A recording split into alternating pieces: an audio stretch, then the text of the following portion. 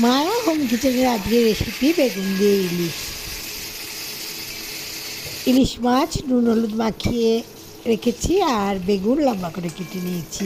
কড়াই তেল গরম করে এর মধ্যে শুকনো লঙ্কা কালো জিরে ফোড়ন দিয়ে বেগুনগুলো অল্প ভেজে নিয়ে মাছগুলো দিয়ে দিয়েছি।